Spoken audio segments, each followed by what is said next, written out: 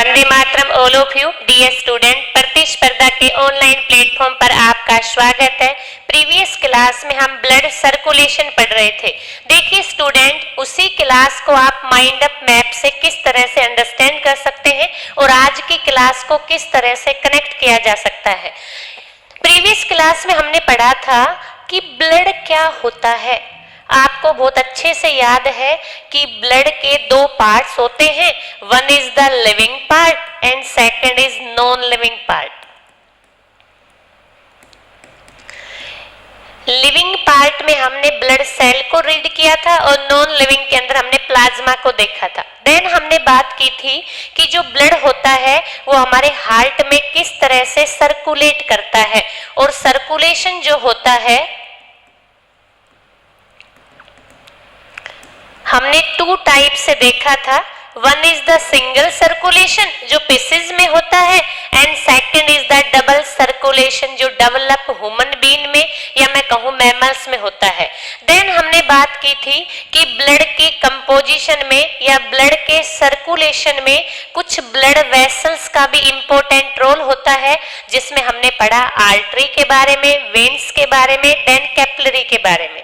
उसके बाद हमने देखा कि हमारा जो हार्ट है वो कितने चैम्बर से मिलकर बना होता है, 4 chamber heart, 2 chamber heart and 3 chamber heart की बात की। उसके बाद हमने ब्लड के बहुत सारे फंक्शन देखे थे। देन आज हम स्टार्ट करते हैं कि ब्लड ग्रुप कितने टाइप्स के होते हैं, और ब्लड जब किसी को हम ट्रांसफ्यूजन करते हैं या अपना ब्लड डोनेट करते हैं तो ब्लड ग्रुप टाइप्स को किस तरह से अंडरस्टैंड करना चाहिए और किस तरह से हम उसका यूज कर सकते हैं, या ब्लड डोनेशन के समय कौन सी बेसिक बातें जो हैं हम सबको पता होनी चाहिए। एग्जाम पॉइंट ऑफ व्यू से यहाँ से बहुत सारे क्वेश्चन पूछे जाते हैं। अभी रिसेंटली आरएस एग्जाम में यहाँ से बहुत सारे क्वेश्चन बने हैं। उसके बाद कंपटीशन एग्जाम में ब्लड ग्रुप से बहुत सारे क्वेश्चन पूछे जाते हैं। तो इसी कॉन्सेप्ट को हम अच्छे से समझते हैं और आज हम पढ़ने वाले हैं टाइप ऑफ ब्लड ग्रुप्स। देखिए स्टूडेंट्स, सबसे पहले ब्लड ग्रुप के टाइप्स पढ़ने से पहले कुछ बेसिक कॉन्सेप्ट हमें पता होना चाहिए। ब्लड ग्रुप में हम बार बार 2 वर्ड्स को यूज करते हैं। एक वर्ड्स को हम बोलते हैं एंटीजन और सेकंड वर्ड्स का नाम है एंटीबॉडी। तो एक्चुअली हमें ये पता होना चाहिए कि एंटीजन क्या होता है और एंटीबॉडी क्या होती है, जिसके बिहाफ पे ही ब्लड ग्रुप डिसाइड होता है। तो ब्लड ग्रुप के टाइप को बताने के लिए हमें एंटीजन और एंटीबॉडी के बारे में नॉलेज होनी चाहिए। इसलिए एक बार हम कॉन्सेप्ट से देखते हैं कि एंटीजन क्या होते हैं और एंटीबॉडी क्या होती है। देखिए बेटा, आपको एक सेल विजिबल है, इस टाइप की एक सेल आपको स्लाइड पे विजिबल है। जैसे मेरी बॉडी जो है सेल से मिलकर बनी है और मेरी बॉडी की जो सेल है वो आपको इस तरह से विजिबल हो रही है। मेरी बॉडी के जो सेल्स हैं उनके ऊपर स्पेशल टाइप की प्रोटीन बनी होती है जिसे हम एंटीजन बोलते हैं। तो दिस इज माय सेल, ये मेरी सेल है। और ओबियसली सी बात है बेटा, मेरी सेल है तो इस पे क्या लिखा हुआ मिलेगा? फॉर एग्जाम्पल इस पे लिखा हुआ है एम। ये किसी की भी सेल हो सकती है।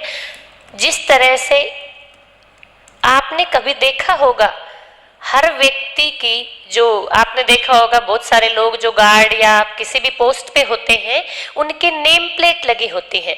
ऐसे बेटा हमारे सेल के ऊपर भी स्पेशल प्रोटीन के बने हुए एंटीजन लगे होते हैं। तो antigen as a name plate की तरह होती है। आप नेम प्लेट को देखकर ये बता सकते हैं कि भाई इस आदमी की ये पोजीशन है या ये इस पोस्ट पे वर्क करता है। ऐसे ही हमारी सेल जो है अपनी बॉडी की सेल को आइडेंटिफाई करने के लिए इस एंटीजन का यूज करती है। तो इस तरह से मान लो मेरी सेल पे एम लिखा हुआ है। अब बाहर से बेटा कोई और एंटीजन अगर आता है, जैसे मान लो कोई वायरस या बैक्टीरिया मेरी बॉडी में एंटर करता है,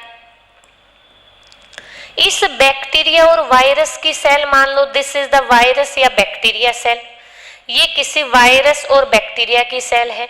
इस पे लिखा हुआ है बी, बी का मतलब बैक्टीरिया, अगर वी की सेल है तो हम कह सकते वायरस, ऐसे लिखा हुआ है। अब कोई भी पैथोजन या इन्फेक्शन कोज करने वाले माइक्रो ऑर्गेनिज्म जब मेरी बॉडी में एंटर करते हैं तो सबसे पहले मेरी बॉडी की जो सेल है उसके बाहर जो लगे एंटीजन, उनसे पूछते हैं अच्छा दिखाइए आपकी नेम प्लेट क्या है। तो ये वायरस जो या बैक्टीरिया है ये अपनी नेम प्लेट दिखाता है। अच्छा, तो हमारी सेल को पता चल जाता है कि कोई बैक्टीरिया आया है जो हमें इन्फेक्शन फैलाने वाला है। तो एंटीजन का काम होता है कि हमारी बॉडी के बाहर से आने वाले इन्फेक्शन माइक्रो ऑर्गेनिज्म को फाइंड आउट करना या आइडेंटिफाई करना। अगर ये कहेगा अच्छा जी आप तो बैक्टीरिया हो और हमें बीमार करने के लिए आए हो, तो क्या करेगा, ये किल कर देगा। या मैं कहूँ अपनी बॉडी की WBC के पास मैसेज सेंड करेगा कि कोई बाहर से कोई पैथोजन बॉडी में एंटर हो चुका है और किस तरह से हमें प्रोटेक्शन करनी है। तो एज ए नेम प्लेट की तरह हर ह्यूमन बॉडी जो है उसकी सेल्स के अंदर एंटीजन लगे होते हैं। इस तरह से आप कह सकते हैं एंटीजन होते हैं। आप इसमें देख सकते हैं, देखिए दिस इज द सेल, ये सेल है और इस सेल पर बेटा आपको ये विजिबल हो रहा है दिस इज द एंटीजन। मान लो ये मेरी सेल है, इस पे लिखा हुआ M, तो ये एंटीजन है। इस तरह से सेल के ऊपर एंटीजन लगे होते हैं। तो इस तरह से एक एंटीजन होता है जो हर सेल के अंदर होता है। उसी तरह से बेटा एक एंटीबॉडी भी होता है, लेकिन एंटीबॉडी तभी बनता है जब कोई पैथोजन हमारी बॉडी के अंदर एंटर करता है। और एंटीबॉडी की फॉर्मेशन हमारे लिम्फोसाइट से होती है जो हमारे इम्यून सिस्टम का पार्ट है। तो एंटीजन तो ऐसे होती हैं और इसी एंटीजन को किल करने के लिए जो बनती है उसे एंटीबॉडी कहते हैं। और एंटीबॉडी बहुत सारे टाइप्स की बनती हैं क्योंकि बहुत सारे पैथोजन हमारी बॉडी में एंटर करते हैं ड्यूरिंग द लाइफ स्पेन, जब हम अपनी लाइफ को सर्वाइव करते हैं। तो इसलिए एंटीबॉडी आपको इस तरह विजिबल होती है, दिस इज द एंटीबॉडी। तो वाई शेप की विजिबल होती है, ये तो आपकी एंटीबॉडी होती है। और जो आपको हर सेल के ऊपर नेम प्लेट की तरह जो लगी होती है उसे हम एंटीजन कहते हैं। तो ये एंटीजन और एंटीबॉडी होती हैं। तो हम देख लेते हैं एंटीजन क्या है। तो आप कह सकते हैं किसी भी सेल के ऊपर आइडेंटिफाई करने के लिए जो प्रोटीन के पार्टिकल्स लगे होते हैं उसे एंटीजन बोलते हैं। जबकि एंटीबॉडी क्या होती है, इस एंटीजन के अगेंस्ट काम करने वाली जो होती हैं उसे एंटीबॉडी कहते हैं। इसलिए एंटीबॉडी को आर्मी ऑफ बॉडी भी बोलते हैं। आपके वायरस बैक्टीरिया कोई भी एंटीजन जब एंटर करता है तो हमारी बॉडी के अंदर बहुत सारी एंटीबॉडी बनती हैं प्लाज्मा के अंदर, जो क्या करती हैं उससे फाइट करती हैं और हमें इन्फेक्शन से प्रोटेक्ट करने का काम करती हैं। तो इस तरह से एंटीजन और एंटीबॉडी होती हैं। और हमारे लिम्फोसाइट के अंदर बनती हैं क्या, एंटीबॉडी। तो इस तरह से एंटीबॉडी होती हैं जो लिम्फोसाइट में बनती हैं और हमें डिजीज से प्रोटेक्ट करने का काम करती हैं। तो आपने ये देखा और इस डायग्राम से आप इस बात को बिल्कुल क्लियर समझ सकते हैं कि सेल के सरफेस के ऊपर जो होती है वो एंटीजन है और कई बार बहुत सारे पैथोजन एंटीजन की फॉर्म में बॉडी में चले जाते हैं। तो उनसे प्रोटेक्ट करने के लिए हमारा जो इम्यून सिस्टम है वो बी और टी सेल से क्या बनाता है, एंटीबॉडी बनाता है। तो इस तरह से एंटीजन और एंटीबॉडी हमारी बॉडी के अंदर बनती रहती है। देन आता है बेटा, ये तो बात हुई एंटीजन और एंटीबॉडी के बारे में। एक बार हम दोनों में बेसिक डिफरेंस देख लेते हैं, एग्जाम पॉइंट ऑफ व्यू से कैसे क्वेश्चन पूछे जाते हैं। दिस इज द एंटीजन, इसको तो हम एंटीजन बोल रहे हैं। दिस इज द एंटीजन, ये तो एंटीजन है और दिस इज एंटीबॉडी। देखिए बेटा, एंटीजन हम कह सकते हैं trigger the immune response to the body. कह रहा है ये हमारे बॉडी का जो इम्यून सिस्टम है वो डेवलप करता है कब, जब कोई पैथोजन हमारी बॉडी में एंटर कर जाता है। जबकि एंटीबॉडी हम कह सकते हैं प्रोटीन्स होती हैं to protect against this specific antigen. कि भाई मान लो फॉर एग्जांपल मेरी बॉडी में कोई बैक्टीरिया एंटर करा है तो उस बैक्टीरिया के अगेंस्ट बनने वाली स्पेशल जो प्रोटीन होती हैं उसे हम एंटीबॉडी बोलते हैं। ठीक है, this is the antigen antibody. उसके बाद इम्यूनोजीन्स होते हैं इसके अंदर भी, और ये इम्यूनोग्लोबुलिन हीमोग्लोबिन होते हैं, तो दोनों जो है वो स्पेशल टाइप के कुछ जीन से, कुछ प्रोटीन से मिलकर बनी होती है। तो दिस इज द एंटीजन और दिस इज एंटीबॉडी। उसके बाद एंटीबॉडी जो होती है बेटा वो प्रोटीन से भी मिलकर बन सकती है, कार्बोहाइड्रेट से भी, कुछ लिपिड से भी और कुछ न्यूक्लिक एसिड से भी, जबकि एंटीबॉडी मोस्टली ग्लाइकोप्रोटीन से मिलकर बनी होती है। कई बार एग्जाम में क्वेश्चन पूछा है कि एंटीजन की फॉर्मेशन होती है, तो आप कहेंगे प्रोटीन से, कार्बोहाइड्रेट से और आप कह सकते लिपिड और न्यूक्लिक एसिड से, जबकि एंटीबॉडी की फॉर्मेशन ओनली और ओनली ग्लाइकोप्रोटीन से होती है। देन आता है जो एंटीजन होते हैं उनके अंदर हम कह सकते स्पेशल टाइप की जो है प्रॉपर्टी होती है किसी भी पैथोजन से रिलेटेड, जबकि जो एंटीबॉडी होती हैं वो बाइंडिंग साइट प्रेजेंट होती एंटीबॉडी के ऊपर, या मैं यूं कहूं कि एंटीजन में कोई भी बाइंडिंग साइट नहीं होती, जबकि एंटीबॉडी पर बाइंडिंग साइट होती। बाइंडिंग साइट कैसे बेटा? जैसे मैंने अभी अभी कहा कि आपकी जो एंटीबॉडी है वो किस शेप की होती है? वाई शेप की होती है, और वाई शेप की होती है तो यहाँ पर भी क्या होते हैं उनके एंटीजन को बाइंड करने वाली स्ट्रक्चर होती है। तो जो एंटीबॉडी है उनमें बाइंडिंग सरफेस होती है, जबकि एंटीजन के अंदर बाइंडिंग सरफेस प्रेजेंट नहीं होती। देन आता है बेटा कि ये जो है डिजीज और एलर्जी के लिए आप कह सकते हैं कोज करती है। मैंने कहा ना कि बैक्टीरिया जो है हमारी बॉडी में जब एंटर हुआ था तो उसमें स्पेशल एंटीजन थे, तो आप कह सकते हैं डिजीज को या एलर्जी को कोज करने वाली एंटीजन हो सकती है। जबकि इम्यूनिटी के अंदर हमने क्या पढ़ा था एंटीबॉडी में कि एंटीबॉडी उस एंटीजन के अगेंस्ट काम करती है, या मैं कहूँ उस एंटीजन को हमारी बॉडी में सर्वाइव करने से रोकने का काम करती है। उसके बाद एंटीजन जो है वो एक्सोजेनियस भी होती है और एंडोजेनियस भी, मतलब कि हमारी बॉडी के अंदर से भी बन सकती हैं, और बहुत सारे हम फूड ईट करते हैं, बहुत सारा जो भी हम खाना खाते हैं या बाहर से कोई चीज खाते हैं, फ्रूट्स खाते हैं, उन सब के अंदर भी बहुत सारी एंटीजन होती हैं जो हमारी सेल की एंटीजन से मिलती जुलती होती हैं। तो ये एक्जो आप कह सकते हैं एक्सोजेनियस भी हो सकती हैं और एंडोजेनियस भी हो सकती हैं, जबकि एंटीबॉडी अलग अलग टाइप्स की होती हैं, IgM, IgG, IgE, IgD और IgA। अलग अलग टाइप की एंटीबॉडी अलग अलग एंटीजन के लिए रेस्पॉन्स करती है। तो एंटीबॉडी जो है वो इनेट भी हो सकती है और एक्वायर्ड भी। अब एक वर्ड मैंने यूज किया है बेटा इनेट और एक्वायर्ड। देखिए इनेट का मतलब क्या होता है?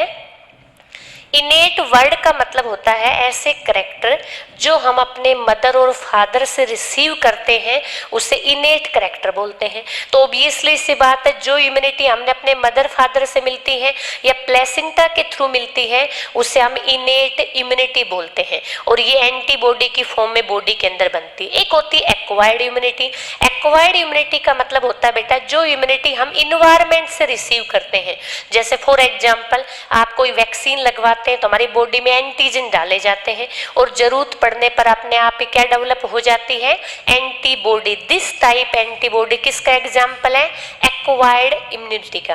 तो इस तरह से एंटीबॉडी इनेट भी हो सकती है और एक्वायर्ड भी हो सकती है कि कुछ एंटीबॉडी तो हमें अपने पेरेंट्स से मिलती है, जैसे मदर के मिल्क के अंदर प्लेसेंटा से हमें एंटीबॉडी रिसीव होती है, और कुछ एंटीबॉडी हम इन्वायरमेंट के अंदर डिजीज से प्रोटेक्ट करने के लिए लेते हैं।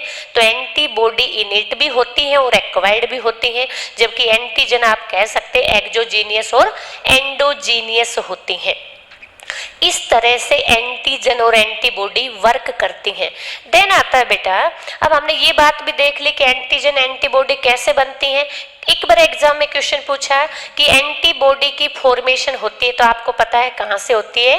लिम्फोसाइट से। और लिम्फोसाइट किसका टाइप है बेटा? WBC का। एक बार आप देखेंगे इस बात को। देखिए बेटा इस तरह से हमने प्रीवियस क्लास में पढ़ा था क्या?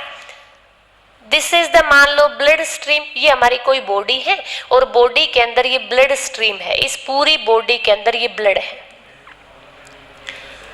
आपने प्रीवियस क्लास में पढ़ा था बेटा कि जो हमारी ब्लड स्ट्रीम होती है उस ब्लड स्ट्रीम के अंदर इस तरह से RBC प्रेजेंट होती है। This is the RBC। इसी ब्लड स्ट्रीम के अंदर इस तरह से प्रेजेंट होता है, this is the plasma. Okay, कुछ आरबीसी है और कुछ प्लाज्मा है। तो आरबीसी हमारे लिए बहुत इंपॉर्टेंट है, इसलिए हमने आरबीसी को बहुत कॉन्सेप्ट से समझा भी था। क्यों? क्योंकि बेटा एंटीजन जो होती हैं वो हमारी आरबीसी की सरफेस पर रिप्रेजेंट होती हैं। तो आरबीसी की सरफेस पर आप यूं मान लें, इस तरह से ये लगे हुए हैं antigen, this is the antigen. RBC की सरफेस पर इस तरह से प्रेजेंट होते हैं एंटीजन।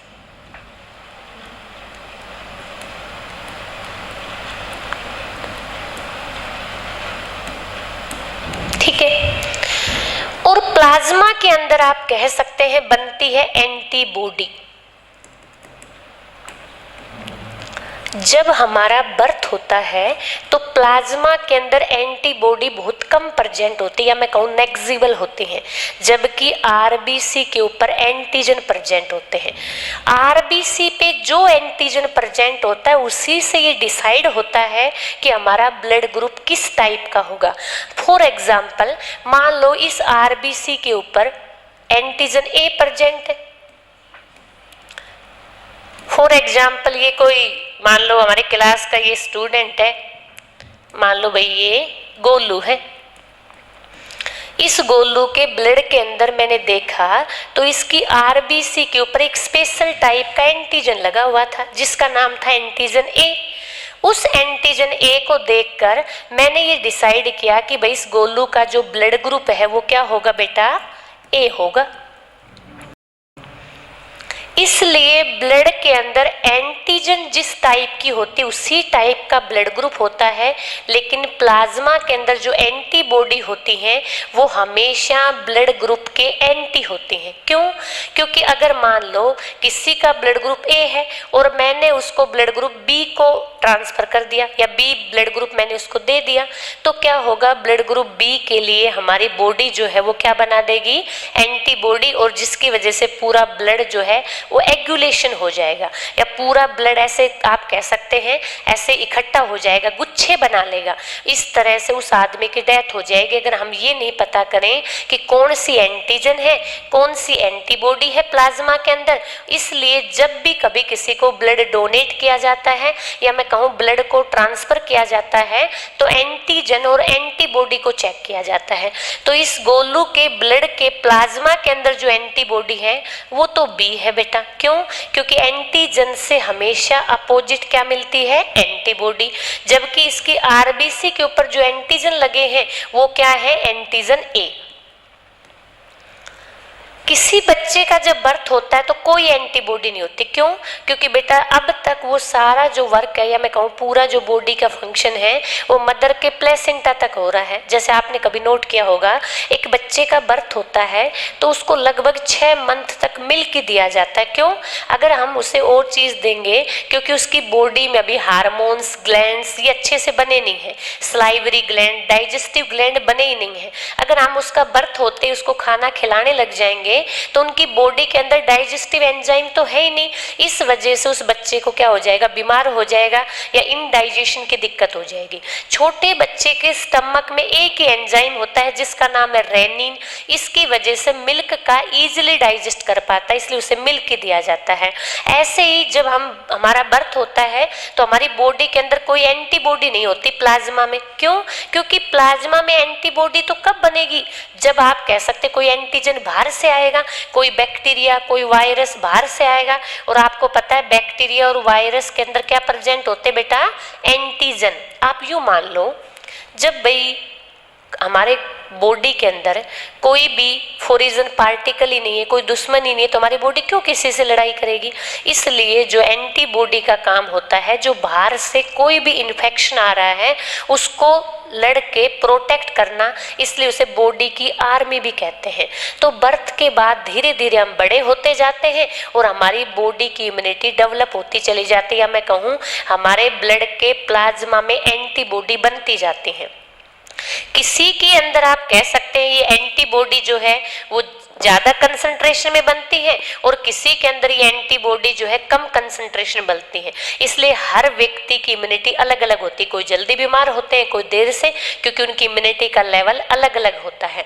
तो इस तरह से आप कह सकते हैं कि जो हमारी बॉडी का बी लिम्फोसाइट्स है और जो टी लिम्फोसाइट है वो क्या बनाते हैं बेटा, एंटीबॉडी बनाते हैं। और ये एंटीबॉडी हमारे प्लाज्मा के अंदर प्रेजेंट होती है और जरूरत के हिसाब से जिस हम इन्वायरमेंट में रहते हैं उससे हमें प्रोटेक्ट करती है, या मैं कहूँ माइक्रो ऑर्गेनिज्म से प्रोटेक्ट करने का काम करती है।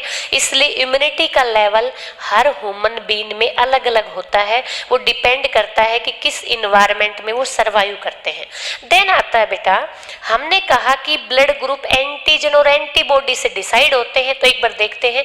देखिए टोटल मैं बात करूं पूरे यूनिवर्स के अंदर आपसे पूछे कितने ब्लड ग्रुप टाइप्स हैं, तो आप कहेंगे 4 ब्लड ग्रुप के टाइप्स होते हैं।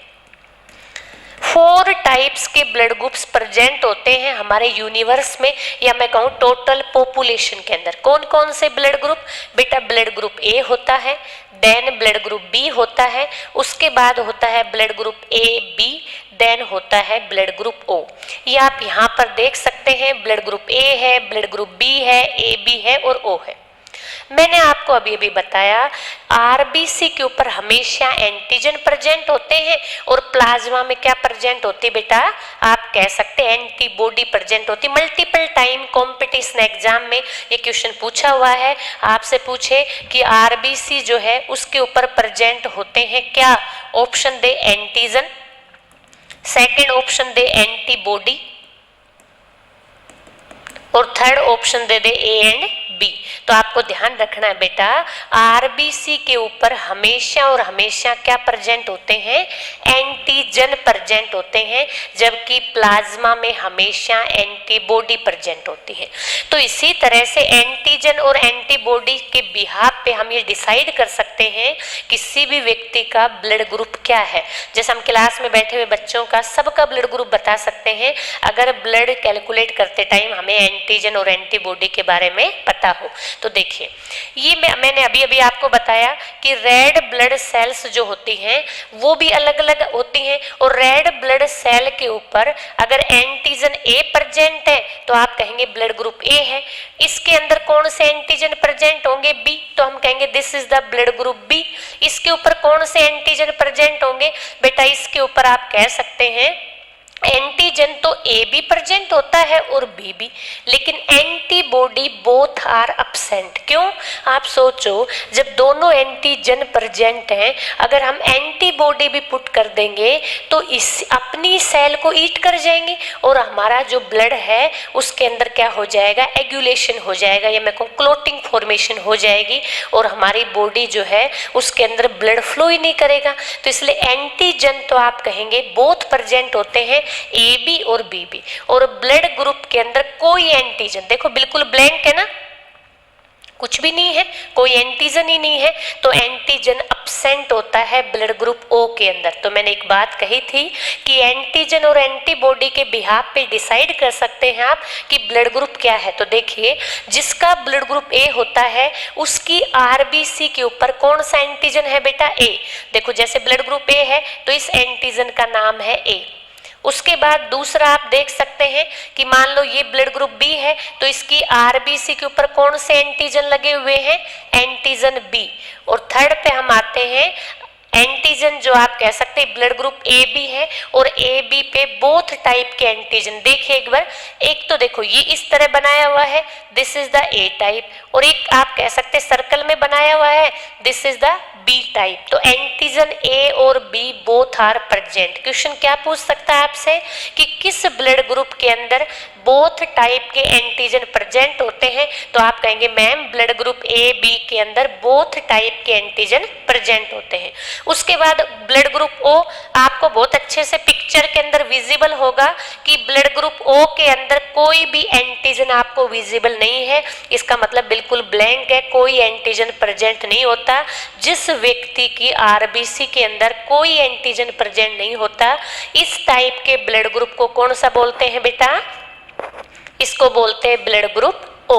ठीक है, तो इस तरह से आप बता सकते हैं। देन आता है एंटीबॉडी।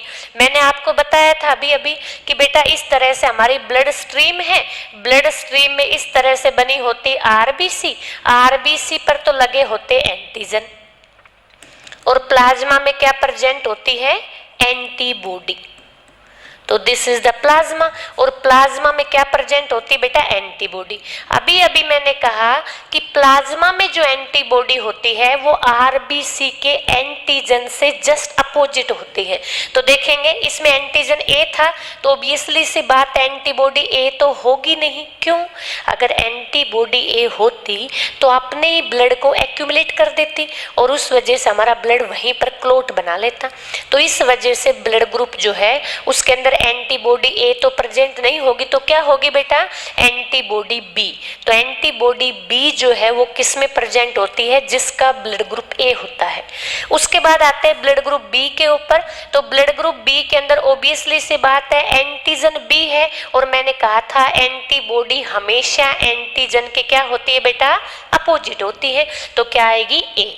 उसके बाद आप देखो ब्लड ग्रुप ए में, ए और बी में बोथ टाइप के एंटीजन प्रेजेंट है। देखा था ना हमें अभी अभी, जैसे ये आरबीसी है, आरबीसी के ऊपर देखो इस तरह ट्राइंगल सा बना हुआ है, this is the antigen A, और आपको जो राउंड सर्कल में विजिबल है this is the antigen B. Obviously सी बात है, मैंने कहा था एंटीजन के अपोजिट एंटीबॉडी होती है। अगर ए और बी दोनों एंटीजन हो जाएंगे इसके अंदर तो एंटीबॉडी नहीं होगी। क्यों? क्योंकि एंटीबॉडी तो एंटीजन के अपोजिट वर्क करती है। तो हम कहेंगे ब्लड ग्रुप ए के अंदर कोई भी एंटीबॉडी नहीं होती। तो एंटीबॉडी अब्सेंट पूछे तो आप कहेंगे ब्लड ग्रुप किस में होती है, ए बी के अंदर। जबकि ब्लड ग्रुप ओ में आपने देखा था आरबीसी के ऊपर कोई भी एंटीजन ही नहीं है, तो ऑब्वियसली सी बात है बोथ टाइप की एंटीबॉडी होंगी किसमें, प्लाज्मा के अंदर। तो इसके अंदर एंटीबॉडी ए भी है और एंटीबॉडी बी भी है। इसको आप बेटा ये एंटीबॉडी है, दिस इज द एंटीबॉडी। ये आपको इस तरह विजिबल हो रही है, ये इसलिए बनाया बेटा क्योंकि हमारी एंटीबॉडी वाई शेप्ड की होती है। तो देखो this is the Y shaped, this is the Y shaped. तो इस तरह से ये एंटीबॉडी आपस में कनेक्ट है। तो वाई शेप की एंटीबॉडी होती है जो प्लाज्मा में प्रेजेंट होती है। उसके बाद आता है बेटा antigen in red blood cell. उसी बात को इसने थोड़ा सा और क्लियर किया है कि ऑब्वियसली सी बात है ब्लड ग्रुप ए है तो एंटीजन भी ए होगा, ब्लड ग्रुप बी है तो एंटीजन भी बी होगा, और अगर ब्लड ग्रुप ए बी है तो बोथ एंटीजन आर प्रेजेंट, और ब्लड ग्रुप अगर ओ है तो कोई भी एंटीजन नहीं होता। उसके बाद आती है कि भाई अगर हमें कभी इमरजेंसी हो और ब्लड को ट्रांसफ्यूजन करना हो तो किस व्यक्ति का ब्लड हम ले सकते हैं और किसको दे सकते हैं। तो देखिए बेटा जिसका ब्लड ग्रुप ए है तो उसको हम ए का ही ले सकते हैं। क्यों? क्योंकि उसके अंदर तो एंटीबॉडी बी प्रेजेंट है। अगर एंटीबॉडी ए होती तो हमारा ब्लड ग्रुप ए जो है उसके एंटीजन से बाइंड हो जाती और हमारा ब्लड एगुलेशन हो जाता। इस वजह से हम ब्लड ग्रुप ए वाला कोई भी व्यक्ति है वो ब्लड ग्रुप ए से ले सकता है ब्लड, और किससे ले सकता है भाई, ब्लड ग्रुप ओ से ले सकता है। क्यों? क्योंकि ब्लड ग्रुप ओ के अंदर तो कोई एंटीजन प्रेजेंट है ही नहीं, तो इससे कोई फर्क नहीं पड़ता। मतलब ब्लड ग्रुप ए वाला जो है वो तो कहता है भाई जिसका ब्लड ग्रुप ए है वो उससे ले सकता है, लेकिन ओ वाला कहता है आओ भाई सबका वेलकम है। क्यों? क्योंकि उसके पास तो कोई एंटीजन है ही नहीं। तो इस तरह से ओ जो है वो भी ले सकता है ओ से और ए भी ले सकता है। कौन? ब्लड ग्रुप ए वाला। तो जिस ह्यूमन बीइंग का ब्लड ग्रुप ए है तो हम ओ से भी ले सकते हैं और ए से भी ले सकते हैं। उसके बाद आता है ब्लड ग्रुप बी। तो ब्लड ग्रुप बी जो है वो बी से तो ले सकता है, अब ए से क्यों नहीं ले सकता? क्योंकि बेटा अगर मान लो हमने ए से ब्लड लिया तो ए के लिए तो एंटीबॉडी है किसके अंदर, बी के अंदर, और वो उस ब्लड के साथ क्या बना लेगी, क्लोट बना लेगी। अच्छा भाई आप मेरी बॉडी में कैसे आ गए, इस वजह से वो उसको किल कर देगी और हमारा ब्लड जो है उसमें क्लम्प्स बन जाएंगे। इसलिए जो है बी का जो है ब्लड ग्रुप बी से ले सकता है, और कौन सा ले सकता है, ओ से ले सकता है, क्योंकि ओ के अंदर तो है ही नहीं एंटीजन। उसके बाद जिसका ब्लड ग्रुप ए बी है, अब देखो बेटा ए बी जो ब्लड ग्रुप है उसके पास तो दोनों एंटीजन प्रेजेंट है, लेकिन बहुत अच्छी बात यह है कि कोई एंटीबॉडी नहीं है। कोई भी एंटीबॉडी नहीं है तो कोई भी चीज आओ, कोई किल करने वाला है ही नहीं, मतलब दरवाजे खुले हैं, जिसको आना है वो आओ। तो ब्लड ग्रुप ए बी जो है वो ए से भी ले सकता है, बी से भी ले सकता है, ए बी से भी ले सकता है और ओ से भी ले सकता है, सबसे लेता है। इसलिए इसे यूनिवर्सल रिसेप्टर बोलते हैं, या मैं कहूँ यूनिवर्सल रिसीवर बोलते हैं कि किसी का भी ब्लड ए बी को दिया जा सकता है, इसलिए ए बी को यूनिवर्सल रिसीव बोलते हैं। और ब्लड ग्रुप ओ वाला किसी को भी दे सकता है तो उसे यूनिवर्सल डोनर बोलते हैं। तो यहाँ से कई बार एग्जाम में पूछा जाता है, आपसे कई यूनिवर्सल डोनर किसको कहते हैं, तो ब्लड ग्रुप ओ को। आपसे कई यूनिवर्सल रिसेप्टर किसको कहते हैं, तो आप कहेंगे ब्लड ग्रुप ए बी को। क्यों कहेंगे, क्योंकि आप अच्छे से समझते हैं, on the behalf of antigen and antibody. उसके बाद आता है ब्लड ग्रुप ओ। बेटा ब्लड ग्रुप ओ वाला ओ से ले सकता है, क्यों, क्योंकि इसके अंदर तो आप कह सकते हैं बोथ एंटीबॉडी आर प्रेजेंट, दोनों ही एंटीबॉडी है, जिससे भी लेगा उसी के साथ ब्लड का क्या हो जाएगा, एगुलेशन हो जाएगा। ये मैं कहूँ ब्लड आपस में क्लोट बना लेगा, ऐसे गुच्छा बना लेगा, और उसकी वजह से हमारी बॉडी में ब्लड सर्कुलेट नहीं करेगा, और इस कारण से ब्लड ग्रुप ओ वाला ओ से ही ले सकता है, लेकिन दे सबको सकता है, इसलिए इसे यूनिवर्सल डोनर बोलते हैं। देने वाले को डोनर कहा जाता है और लेने वाले को रिसीवर कहा जाता है। तो ब्लड ग्रुप ए और बी जो है इस तरह से वर्क करते हैं। तो देखिए बेटा, इस चीज को मैं इस तरह से बता सकती हूँ, ये 4 टाइप के ब्लड ग्रुप हैं, तो आप एंटीजन और एंटीबॉडी के बिहाफ पे इसको अलग कर रहे हैं। दिस इज द एंटीजन, ये एंटीजन है और ये एंटीबॉडी है। एंटीजन और एंटीबॉडी में किसी को कोई दिक्कत है तो बेटा पहले आप इस कॉन्सेप्ट को क्लियर करें, देन आप अच्छे से समझ पाएंगे ब्लड ग्रुप क्या होता है, कैसे वर्क करता है, किस तरह आइडेंटिफाई करते हैं। तो देखेंगे एक बार, अगर आप मुझे बताएं भाई किसी का ब्लड ग्रुप ए है तो बताइए बेटा एंटीजन कौन सी प्रेजेंट होगी। याद करें मेरी बात को कि एंटीजन हमेशा सेम होती हैं, तो ब्लड ग्रुप ए है तो एंटीजन भी क्या होगा, ए, लेकिन एंटीबॉडी हमेशा अपोजिट होती हैं, तो इसकी जो एंटीबॉडी होगी वो क्या होगी, बी। इसके अंदर एंटीजन क्या होगा बेटा, बी, लेकिन एंटीबॉडी क्या प्रेजेंट होगी, आप कहेंगे ए प्रेजेंट होगी। उसके बाद हम कह सकते हैं ए बी के अंदर एंटीजन है क्या, बिल्कुल है, एंटीजन ए भी प्रेजेंट है और एंटीजन बी भी है। अब बेटा एंटीजन ए और बी दोनों हैं, अगर एंटीबॉडी भी आ गई तो ब्लड अपने आप ही क्या बना लेगा, क्लैंप बना लेगा। इस वजह से इसके अंदर एंटीबॉडी बोथ आर एब्सेंट, कोई भी एंटीबॉडी प्रेजेंट नहीं होती किसके अंदर, आप कहेंगे ब्लड ग्रुप ए बी के अंदर। उसके बाद आते हैं ब्लड ग्रुप ओ के अंदर। बेटा ब्लड ग्रुप ओ के अंदर कोई भी एंटीजन नहीं होता। जब एंटीजन नहीं है तो एंटीबॉडी तो इजीली आ सकती है क्योंकि कोई रोकने वाला ही नहीं है, तो इसलिए एंटीबॉडी जो है वो ए और बी बोथ आर प्रेजेंट। इस तरह से आप ब्लड ग्रुप को फाइंड आउट कर सकते हैं। इस एंटीजन एंटीबॉडी के बिहाफ पे आप बता सकते हैं कि किसका ब्लड ग्रुप कैसे होता है। ब्लड ग्रुप जो है उसके अंदर जीन्स का भी रोल होता है, वो हम जीनोटाइप की क्लास में पढ़ेंगे, जेनेटिक्स की क्लास में पढ़ेंगे। जैसे मान लो किसी का ब्लड ग्रुप ए है तो उसका जीनोटाइप होगा आई ए भी हो सकता है और IO, ठीक है। अभी आप ये देखें कि एंटीजन और एंटीबॉडी के बिहाफ के ऊपर कैसे हम फाइंड आउट करते हैं ब्लड को, ठीक है। तो इस तरह से चारों टाइप्स जो है ब्लड की आप बता सकते हैं। एग्जाम पॉइंट ऑफ व्यू से जो क्वेश्चन बनते हैं वो मैंने आपको बताया, आप इस तरह से देखेंगे। एक बात हमेशा याद रखेंगे कि एंटीजन हमेशा RBC की सरफेस पे होते हैं और जबकि एंटीबॉडी हमेशा प्लाज्मा में प्रेजेंट होते हैं। RBC और plasma both are a part of blood, दोनों किसका पार्ट है बेटा, ब्लड का पार्ट है।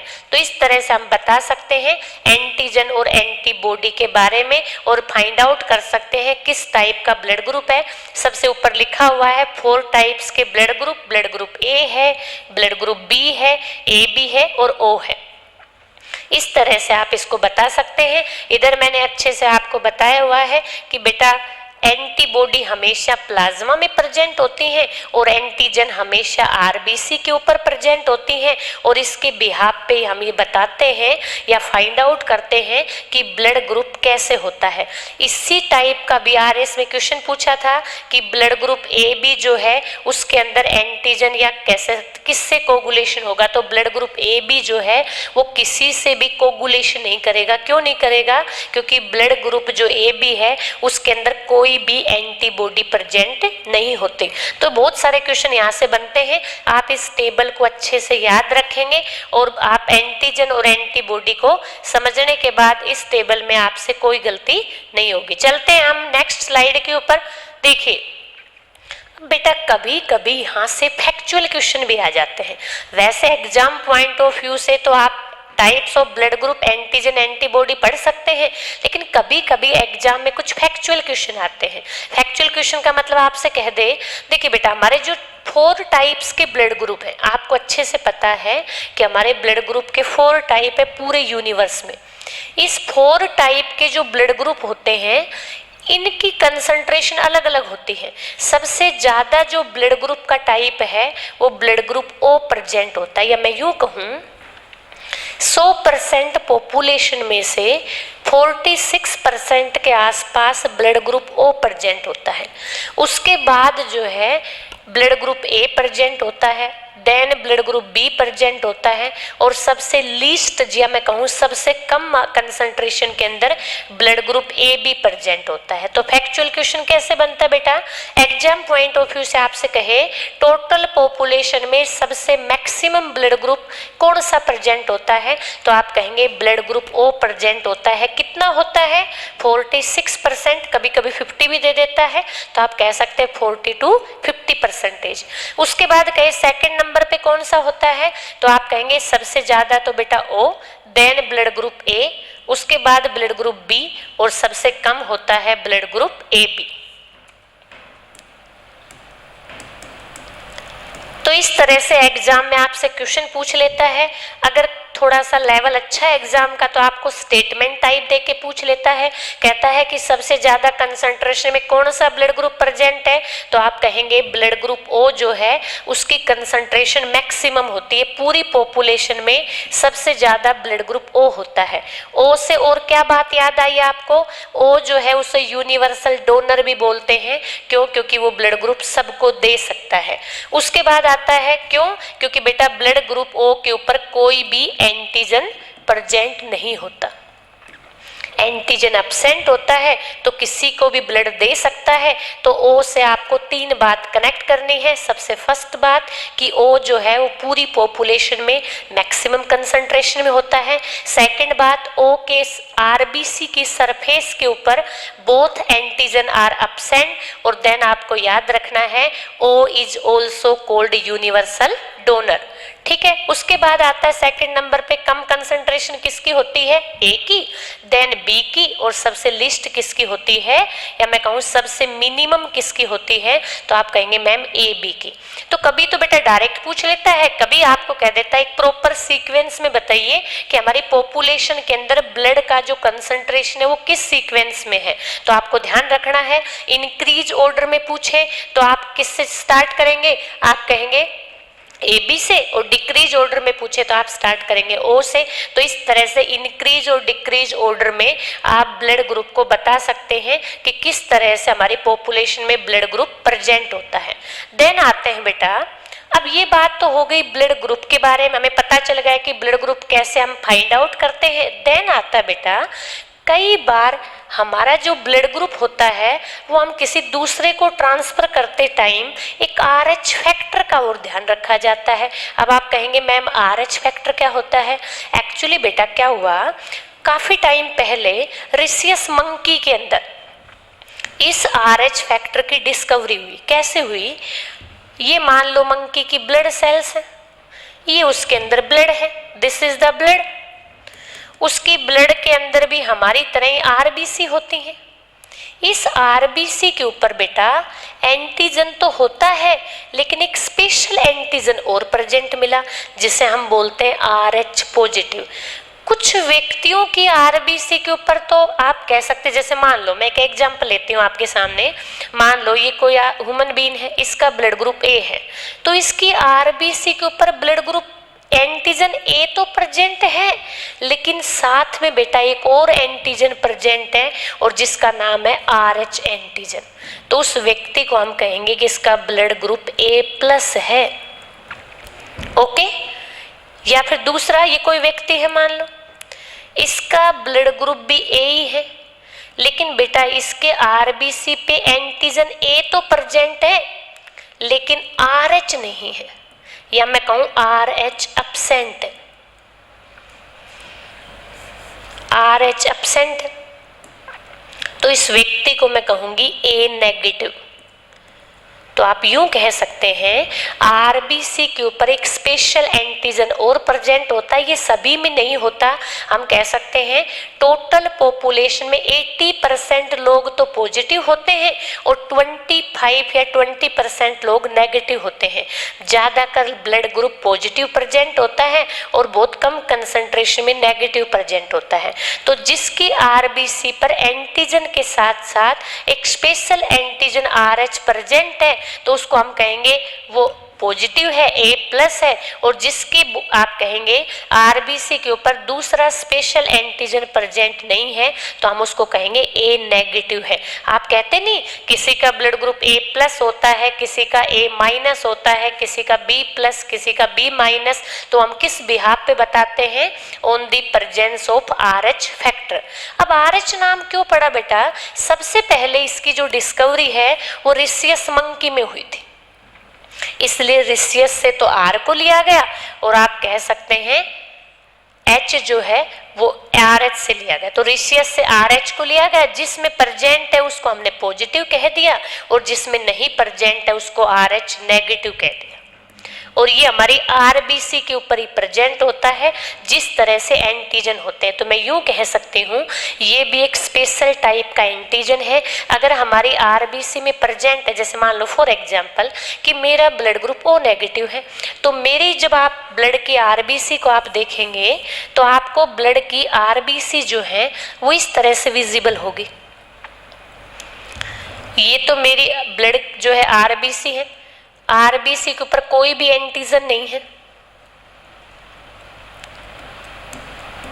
ये तो मान लो A है, ये भी नहीं है, B है, ये भी नहीं है, और RH है, ये भी नहीं है। तो मैं कहूंगी कि मेरा ब्लड ग्रुप कैसा हुआ बेटा? O-। ठीक है। अब मान लो कोई दूसरा व्यक्ति है जिसका जो है ब्लड ग्रुप O+ है, तो एंटीजन तो A भी नहीं है, B भी नहीं है, लेकिन बेटा उसके जो है आरबीसी के ऊपर एक एंटीजन है जिसको बोलते हैं RH एंटीजन। तो इसको मैं कहूंगी ये O+ है। समझ में आई मेरी बात? इस तरह से रिशियस मंकी में सबसे पहले इसको देखा था, उसके बिहाफ के ऊपर इसका नाम RH पड़ा। अगर एंटीजन एब्सेंट होता है इन आरबीसी तो उसको हम RH नेगेटिव बोलते हैं, और जिसके अंदर प्रेजेंट होता है तो उसको RH पॉजिटिव बोलते हैं। मैंने अभी बताया जैसे कि O के अंदर अगर मैं इसी को AB से कनेक्ट करूं तो मान लो आपको पता है जिसका ब्लड ग्रुप A है, ये मान लो कोई आरबीसी है, इस आरबीसी पर एंटीजन A लगा हुआ है तभी तो ब्लड ग्रुप A है, लेकिन बेटा साथ साथ एक और एंटीजन है जिसको RH बोलते हैं, ये भी प्रेजेंट है। तो हम मैं क्या कहूंगी कि ये ब्लड ग्रुप कैसा है बेटा? A+ ब्लड ग्रुप है।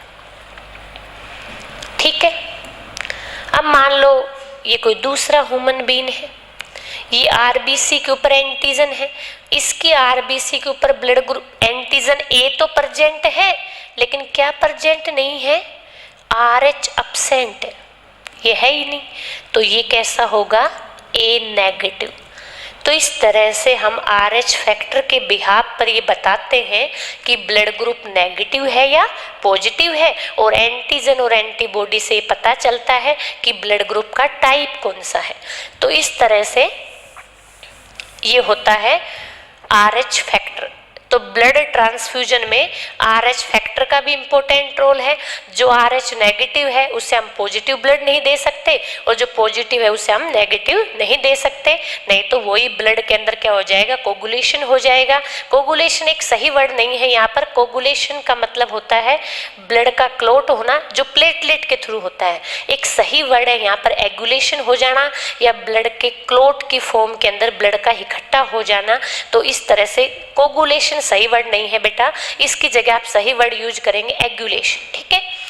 उसके बाद आता बेटा match the RH during the blood transfusion. तो जब भी हम ब्लड ट्रांसफर करें तो हमें RH फैक्टर का भी ध्यान रखना होता है और साथ में ब्लड ग्रुप के टाइप्स का भी ध्यान रखना होता है। जिनका ब्लड ग्रुप O नेगेटिव होता है बेटा उसमें स्पेशल टाइप का एक डिसऑर्डर है। हम इसे कोई बीमारी नहीं कह सकते, ये एक डिसऑर्डर होता है जिस केस के अंदर कुछ आप कह सकते हैं कुछ प्रॉब्लम क्रिएट हो सकते हैं जिसे इर्थियोब्लास्टोसिस बोलते हैं। देखिए ये कोई वुमेन है, इस वुमेन का बेटा ब्लड ग्रुप O नेगेटिव है, ठीक है, और इसकी मैरिज जो है वो किसी O पॉजिटिव व्यक्ति से हो जाती है। इसका जो ब्लड है वो मान लो O पॉजिटिव है, कोई और भी हो सकता है। तो ये तो कोई फीमेल है और ये मेल है, ठीक है। अब बेटा जिसका ब्लड ग्रुप O पॉजिटिव है या आप कह सकते हैं जिसका ब्लड O नेगेटिव है, फीमेल की RBC के ऊपर कोई भी एंटीजन प्रेजेंट नहीं है, ना तो कोई A है ना B है ना RH फैक्टर है। लेकिन कभी कभी फर्स्ट प्रेगनेंसी में तो कोई दिक्कत नहीं आती कि मदर का ब्लड ग्रुप तो नेगेटिव है और मान लो फीटस है ये, इसका ब्लड ग्रुप पॉजिटिव होता है।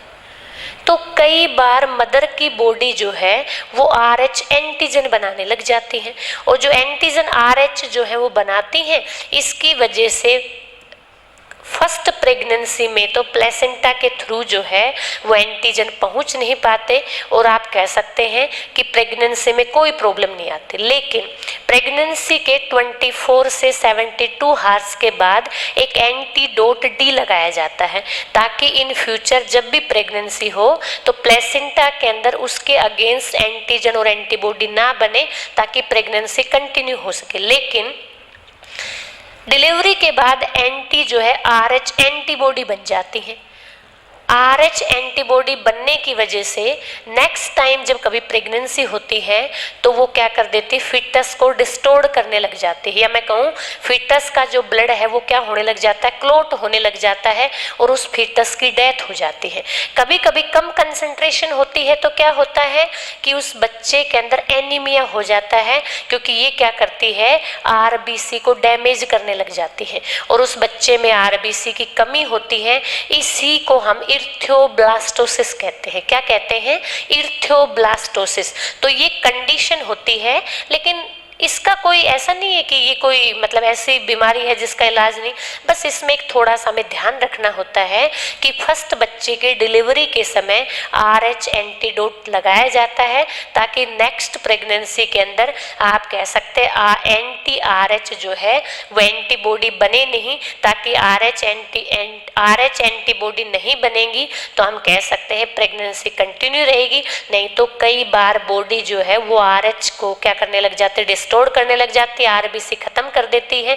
तो या तो उस बच्चे की डेथ हो जाती है या उसे एनीमिया हो जाता है। किस केस में, जब मदर का ब्लड ग्रुप O नेगेटिव है, फादर का ब्लड ग्रुप कोई मायने नहीं रखता, क्योंकि मेन क्या होता है, ब्लड जो प्रेगनेंसी होती है वो किसके अंदर होती है, फीमेल में होती है। तो मेल का ब्लड ग्रुप O+ भी हो सकता है, O- भी हो सकता है। अगर O- है फिर तो कोई दिक्कत है ही नहीं, क्योंकि दोनों का ब्लड ग्रुप माइनस है, इसलिए ओबियसली सी बात है फीटस का या बेबी का जो ब्लड ग्रुप है वो भी कैसा बनेगा, माइनस में बनेगा। तो उस केस में कोई दिक्कत नहीं होती है। लेकिन अगर मदर का ब्लड ग्रुप O नेगेटिव है और अगर फादर का ब्लड ग्रुप O पॉजिटिव है तो सेकेंड प्रेगनेंसी के समय कई बार फीटस की डेथ हो जाती है, जिसे हम इर्थियोब्लास्टोसिस बोलते हैं। तो एग्जाम पॉइंट ऑफ व्यू से कई बार यहाँ से क्वेश्चन पूछा जाता है कि इर्थियोब्लास्टोसिस क्या होता है, तो आप कहेंगे कि ओ नेगेटिव या नेगेटिव जो फीमेल होती हैं उनके अंदर सेकंड प्रेगनेंसी के समय आप उनकी बॉडी के अंदर anti-RH एंटीबॉडी बन जाती है, जिसकी वजह से वो फीटस को डैमेज करने लग जाती है, या मैं कहूँ फीटस की RBC को डैमेज कर देती है, जिसकी वजह से या तो एनीमिया डिजीज हो जाता है या उस बच्चे की डेथ हो जाती है। उससे हम इर्थियोब्लास्टोसिस फिटिसिस बोलते हैं। इतनी बात आपको ध्यान रखनी है। तो ये हमने देखा कि ब्लड ग्रुप होता क्या है, ब्लड ग्रुप के अंदर एंटीजन एंटीबॉडी कैसे वर्क करती हैं। उसके बाद हमने देखा RH फैक्टर क्या होता है, RH फैक्टर जो होता है वो किस तरह से पॉजिटिव होते हैं और किस तरह से नेगेटिव होते हैं। RH नेगेटिव फीमेल के केस में इर्थियोब्लास्टोसिस होता है, लेकिन आज के टाइम ये कोई प्रॉब्लम नहीं है, क्योंकि फर्स्ट प्रेगनेंसी के बाद RH एंटीडोट दिया जाता है, जिसकी वजह से उनकी बॉडी में anti-RH एंटीबॉडी नहीं बनती है और सेकंड प्रेगनेंसी में कोई प्रॉब्लम नहीं होती है, जिसे हम RH फैक्टर बोलते हैं। RH फैक्टर इसलिए कहा जाता है क्योंकि रिसियस मंकी में सबसे पहले इसको देखा गया था, इसलिए इसका नाम पड़ा RH फैक्टर। देन इस टॉपिक से रिगार्डिंग हम क्वेश्चन आंसर करते हैं ताकि हमें क्लियरिटी आए कि किस टाइप से एग्जाम में क्वेश्चन पूछे जाते हैं। देखिए क्वेश्चन नंबर 1 क्या है बेटा, how many type of blood group are present. ये पूछा है कितने टाइप के ब्लड ग्रुप होते हैं। अभी अभी हमने पढ़ा था 1 टाइप का, नहीं भाई 2 भी नहीं है, हमने तो 4 टाइप के ब्लड ग्रुप पढ़े हैं। क्या क्या बेटा, blood group A, blood group AB, blood group B and blood group O। ठीक है, तो इस तरह से हम कह सकते हैं इस क्वेश्चन का आंसर क्या होगा बेटा, option number D is right, क्योंकि हमारे जो है यूनिवर्स में 4 टाइप के ब्लड ग्रुप प्रेजेंट होते हैं। कैसे, और सेम एंटीजन होती हैं। ब्लड ग्रुप ए में एंटीजन ए होगी, ब्लड ग्रुप AB जो होता है इसके अंदर बोथ एंटीजन होंगी, ब्लड ग्रुप B के अंदर एंटीजन B होगी और इसके अंदर कोई भी एंटीजन नहीं होती है। एंटीबॉडी की बात करें तो इसमें एंटीबॉडी B प्रेजेंट होगी, इसमें एंटीबॉडी आप कहेंगे कोई नहीं होती, और इसके अंदर A और A प्रेजेंट है और इसके अंदर एंटीबॉडी A एंड B। इस तरह से 4 टाइप्स के ब्लड ग्रुप हैं और इस तरह से उनमें एंटीजन और एंटीबॉडी का क्या होता है, सीक्वेंस होता है। चलते हैं हम अपने नेक्स्ट क्वेश्चन की तरफ। देखिए सेकंड क्वेश्चन क्या है बेटा, सेकंड क्वेश्चन है which of the following blood group is consider the universal donor. मैंने आपको बताया था कि एग्जाम में मल्टीपल टाइम पूछा हुआ क्वेश्चन है कि यूनिवर्सल डोनर ब्लड ग्रुप किसको कंसिडर करते हैं। तो आप याद करें कि कौन सा ब्लड ग्रुप सभी को दिया जा रहा था, या सबको देने वाले को मैंने क्या कहा था बेटा, डोनर कहा था। तो ब्लड ग्रुप O जो है उसको हम क्या बोलते हैं बेटा, यूनिवर्सल डोनर। तो आपको याद रखना है कि ब्लड ग्रुप O है उसे हम यूनिवर्सल डोनर बोलते हैं। तो यूनिवर्सल डोनर किसको कहा जाता है, ब्लड ग्रुप O को। क्यों बेटा, क्योंकि ब्लड ग्रुप O वाला A को भी दे सकता है, B को भी दे सकते हैं, A B को भी दे सकता है और O को तो दे ही सकता है। सबको देने वाले को कहते हैं डोनर, इसलिए ब्लड ग्रुप O को यूनिवर्सल डोनर कहा जाता है। ब्लड ग्रुप A किसको दे सकता है, A को दे सकता है, O को दे सकता है, सॉरी O से ले सकता है, दे नहीं सकता बेटा। ये वाला किसको दे सकता है, B को, और ये ना A को देता है ना B को देता है। इस तरह से आप कह सकते हैं। ये हमारा सेकंड क्वेश्चन है। चलते हम अपने नेक्स्ट क्वेश्चन की तरफ। देखिए नेक्स्ट क्वेश्चन क्या है, द एंटीजन ऑफ ABO। ये पूछा है बेटा कि जो एंटीजन होते हैं, आपको पता है मैंने बताया था कि इस तरह से हमारी RBC के ऊपर क्या प्रेजेंट होते हैं, एंटीजन।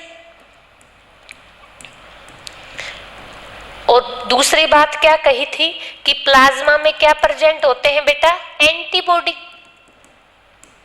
क्वेश्चन क्या पूछा है आपसे, the antigen for ABO and RH blood group are present on. कह रहा है कि जो एंटीजन है A की, B की और O की या RH जो ग्रुप है उसके अंदर किस में प्रेजेंट होती। तो ऑब्वियसली सी बात है बेटा, प्लाज्मा में तो क्या प्रेजेंट होती है, आपको पता है एंटीबॉडी। व्हाइट ब्लड सेल्स का इसमें कोई रोल नहीं है, प्लेटलेट्स का भी कोई रोल हमने पढ़ा नहीं ब्लड ग्रुप के अंदर, तो किसके अंदर प्रेजेंट होती है बेटा, आरबीसी के अंदर। मैंने आपको बताया था अगर किसी का ब्लड ग्रुप मान लो AB+ है तो उसमें एंटीजन ए भी है, आरबीसी पर एंटीजन बी भी है और साथ में RH भी है। तो तीनों जो है किस पे प्रेजेंट होती है, आरबीसी पे। यही आपसे पूछा है कि बताइए किस में प्रेजेंट होती है, तो ऑब्वियसली सी बात है किस में प्रेजेंट होती है, आरबीसी की सरफेस पे प्रेजेंट होती है। चलते हम अपने नेक्स्ट क्वेश्चन की तरफ। The vitamin essential for blood clotting. देखिए बेटा नेक्स्ट क्वेश्चन आपसे पूछ रहा है कि ब्लड क्लोटिंग के अंदर कौन सी विटामिन रेस्पॉन्सिबल है।